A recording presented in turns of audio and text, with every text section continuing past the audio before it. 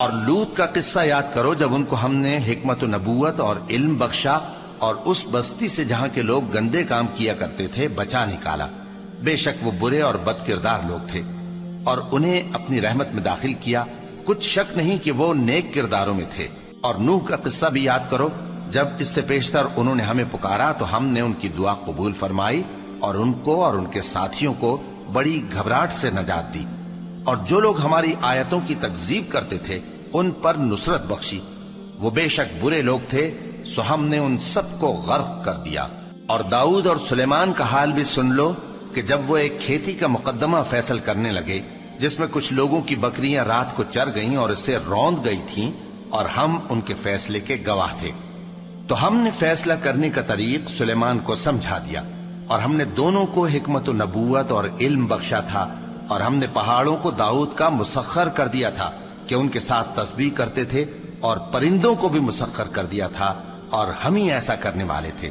اور ہم نے تمہارے لیے ان کو ایک طرح کا لباس بنانا بھی سکھا دیا تاکہ تم کو لڑائی کے ضرر سے بچائے،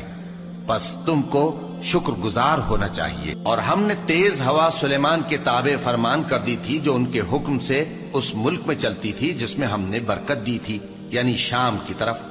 اور ہم ہر چیز سے خبردار ہیں۔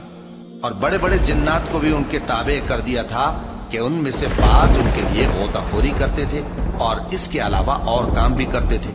اور ہم ان کے نگہبان تھے۔ اور ایوب کو یاد کرو جب انہوں نے اپنے پروردگار سے دعا کی کہ مجھے تکلیف پہنچی ہے اور تو سب سے بڑھ کر رحم کرنے والا ہے، تو ہم نے ان کی دعا قبول کر لی اور جو ان کو تکلیف تھی وہ دور کر دی، اور ان کو بال بچے بھی عطا فرمائے اور اپنی مہربانی سے ان کے ساتھ اتنے ہی اور بخشے۔ اور عبادت کرنے والوں کے لیے یہ نصیحت ہے۔ اور اسماعیل اور ادریس اور ذوالکفل کو بھی یاد کرو، یہ سب صبر کرنے والے تھے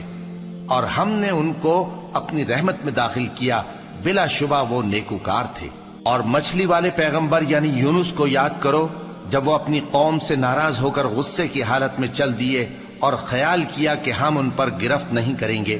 مگر پھر اندھیروں میں اللہ کو پکارنے لگے کہ تیرے سوا کوئی معبود نہیں، تو پاک ہے اور بے شک میں قصوروار ہوں، تو ہم نے ان کی دعا قبول کر لی اور ان کو غم سے نجات بخشی۔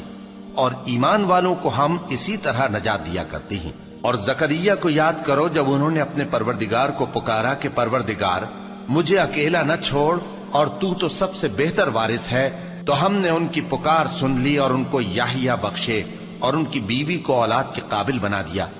یہ لوگ لپک لپک کر نیکیاں کرتے اور ہمیں امید اور خوف سے پکارتے اور ہمارے آگے عاجزی کیا کرتے تھے۔ اللہ اکبر، اللہ